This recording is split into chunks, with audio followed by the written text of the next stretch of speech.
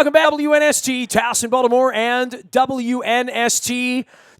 It has been a busy, busy week around here. I remember back at the turn of the century when I was nationally syndicated in sports radio, this was the kind of week where, spring training baseball falls to the bottom, and then there's World Baseball Classic. You got the NBA and the NHL and all the jockeying. Then you have the NFL free agency, and we're all waiting for more to happen with the quarterbacks. But March Madness for a week settles in, and this guy settles in with his tag team partner, Jason Smith. He is the one and only Michael Harmon, the Swollen Dome out on Twitter and out at Fox Sports Radio, one of our defending champions. You guys eat off of this for a weekend. I remember being a nationally syndicated host when Stephen A. Smith would come into my studio and stick his feet up on the desk and watch basketball with Pat Kennedy and us. It really is from a national perspective. It's the one thing where, 35 states probably involved in it. There is a little hometown flair, even if you're in Maryland for Little Mount St. Mary's, right? Yeah, I mean, it jumps up on the radar, and certainly we did some of it, right? Everybody wants to get into the analysis because, let's face it, most people, including a lot of folks behind the microphones, don't know a lot about most of the teams in the tournament. I had not seen Middle Tennessee State play, Mike. I got to be honest with you, right? No, that's just it. You might have caught it, for 2 minutes on ESPN2 or the U or whatever at some point during the year. But let's face it, it's the conference that your team, wherever you went to school, is owned or where you're working, and then you're looking at those local teams. For us out here in Los Angeles, it meant a lot of LeVar Ball, Lonzo Ball. For me, the excitement of my Northwestern Wildcats finally making a tournament appearance, that kind of ruled some segments and made me the butt of some jokes. And, hey, longer than, over-under kind of games and things in terms of society and Northwestern's history of futility. But, for the week, that became the big talking points. And obviously the NBA is in that full fast forward kind of mode at this point where people are paying attention, right? The rest of the regular season's all fun and games and, you jockey for some playoff stuff. Maybe you're playing some fantasy basketball, but now it's winning time. It's, finishing off the seeding and then the obvious stories of people still complaining when someone gets a night off and they lose their mind. So it's good fodder for us. Well, and we all want to see 13s and 14s break through and all that. All we got out of this week is Xavier, but Duke going out, Villanova going out, certainly some sweats for UNC, for Kentucky. The only team that's really cruised has been Kansas and maybe Michigan on the other side of the bracket. And the Big Ten has been a very, very unlikely conference to put three teams through on Monday, right? Yeah, they've taken care of business. Wisconsin, veteran leadership, one of those teams that you circled as what are we going to get? Are we going to get the team that slid after that home loss to Northwestern, losing 6 games, heading towards the end of the season, but a team that also finished second in the regular season of the Big Ten, second in the tournament? You've had a nice run from Florida, a couple of big wins for them, just pounding Virginia in the second round to get things going. You look at Oregon, even without missing one of their big defensive players and a double-double guy, they're through. The Michigan story might end up becoming a movie before it's all said and done. The Duke loss united everybody, right? For a while, everybody was a South Carolina Gamecock wife just because you like a little bit of chaos.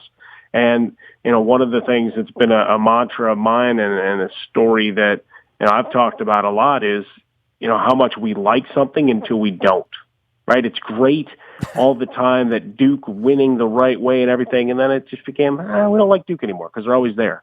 And then you'd pick out single players that you didn't like along the way. See, it feels weird that everybody hates Duke. We're from Maryland, right? I had Walt Williams on a little while ago. He admits that he's petty, and, the minute Maryland loses, we're down on Duke. Probably everybody in the ACC's that way. But I didn't realize it extended, that it was so nationwide, almost in a patriot kind of way, or in a I hate the Yankees or I hate the Cowboys. The Cubs are next in line, right? We all loved them when they didn't win. Now that there's been a parade, I don't want to see them win again, for me. No, but see, that's the point. It's cute until it's not, right? You even saw that in a very short burst with Northwestern this past week where, all right, they're going for the first time, and it was cool, and media members. I mean, there's a lot of Northwestern and then there was a little too much Julia Louis-Dreyfus, right? Just a little bit too much, right? Well, I think the camera guy got fixated. And well, then there was the crying kid. I mean, the crying kid, I mean, how does that poor kid go to school again, right? Yeah, the athletic director's son is going to have a rough couple of days, I think. But he had a good run. But hey, hold on, a rough couple of days. My Maryland fans are still showing the meme of the Duke kid who was 4, who's now like 17, sitting on his dad's lap. I mean, you know what I'm talking about, Harmon, and you're not even an ACC guy. There's no end. It'll live forever. That's going to live a long time. I mean, I'm still pulling up Jeffrey Mayer pictures. It's been 21 years, right? I mean, when Adam Jones goes up and there's some D-bag with a Yankees hat on trying to take the ball away from America, I bring up Jeffrey Mayer. So Jeffrey Mayer's 30 years old now, 35 years old, and we still know who he is, right? So I got to say, that was the first image that went back into my head. If you think that Northwestern athletic director's kid's going to be able to go back to school 2 months from now and have any peace, then I don't think you understand bullying and hazing, but yet I know you do. You're a sports talk show host. Yeah, I mean, I think it just comes down to this. We keep going into these stories. You talk about the Cubs, the Northwestern thing. People saying, if I have to hear another story about Northwestern and when people went there, it's like, you know what? Turn the channel. It's like anything else. You've got thousands of choices. You don't want to hear that story, then tune away from where the Northwestern media hosts are. I didn't do much of it. I had one or two pretty good stories. One that I can tell takes about a half hour, so I'm not going to bother getting into the middle of that. But, you go through it, and it just becomes all right, even the Warriors, right? For 2 years, look at them. They're young and they're fresh, and they shoot three-pointers from 40 feet, and now everybody relishes, every loss, every story of backbiting in the locker room. Well, they also went out and got the best player, too. I mean, they kind of piled on, right? Like the rich getting richer or something like that. That's the NBA way. I mean, that's what made everybody hate LeBron to begin with, right? Going to Miami and being a part of that. LeBron, if he would have just stayed in Cleveland and tried to win the right way there, the way Nowitzki did it, the way David Robinson did, the way – if he would have done it that way, he would have – not won. Yeah, but I never faulted him for that. The only thing I ever really didn't like about the way LeBron went about it was the fact that once he became the villain, he didn't realize why that happened and was, crying that he was now seen as a villain. I'm like, you can't look inward and see what happened and why this worked this way, but he's another guy, right? Loved, and everybody loves his game. And even now, some of that's gone away, but it's still, there's a percentage of the media that'll go out of their way to nitpick and go after. I mean, he sat down on Saturday night. That's the third time in 4 weeks on the big ABC game of the week that Stars sat down. Twice LeBron's done it, once against the Bulls, and now here he is against the Clippers sitting and having a cup of coffee and yucking it up, and people are losing their minds. So, it's one of those, like, all right, is he supposed to play 82 games? Maybe, I don't know. I look at it this way. He's playing for a ring. He's not playing to entertain me at Staples Center in mid-March.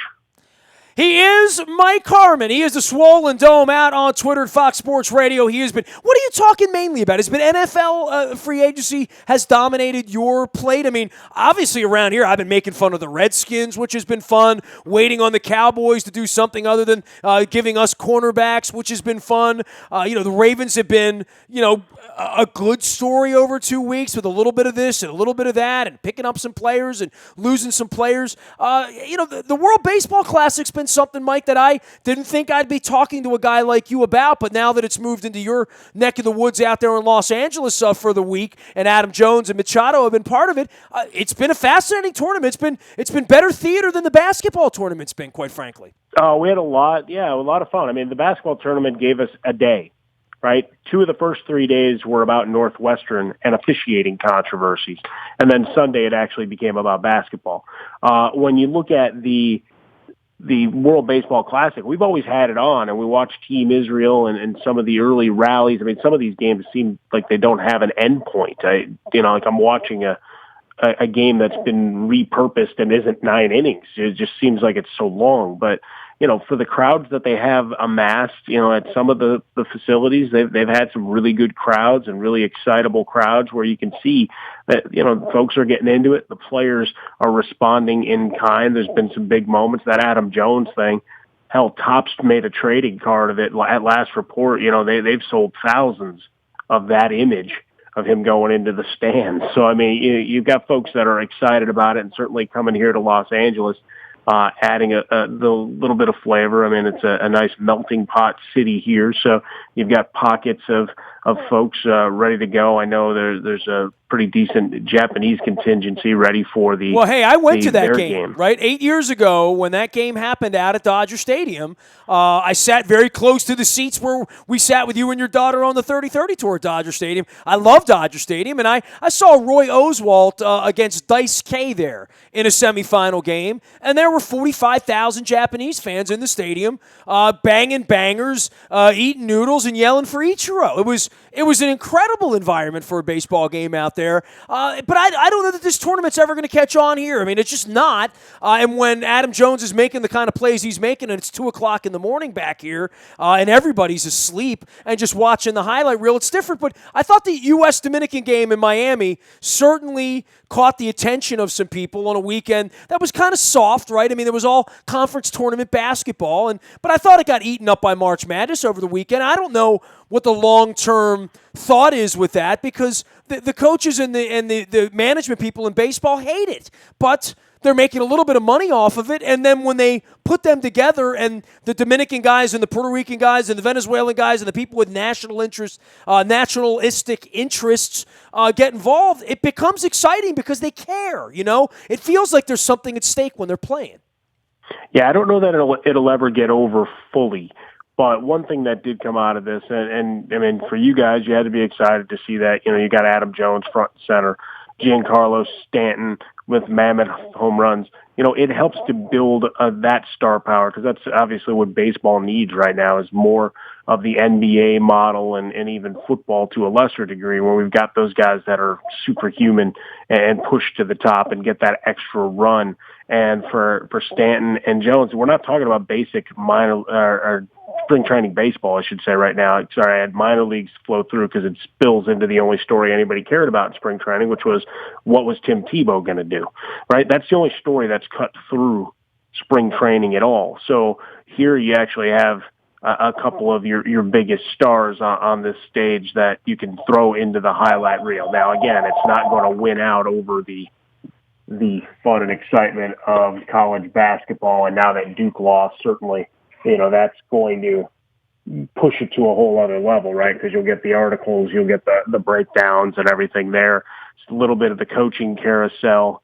Hopkins not sticking at Syracuse, that's another thing that has its moments. But it'll be interesting to see, how much they're able to grow. And I'm curious to see what the reaction is here in Los Angeles this time about. They've got commercials up and some of the highlight packages rolled in there to try to get folks excited. But old time will only tell what kind of crowds we get for the finals.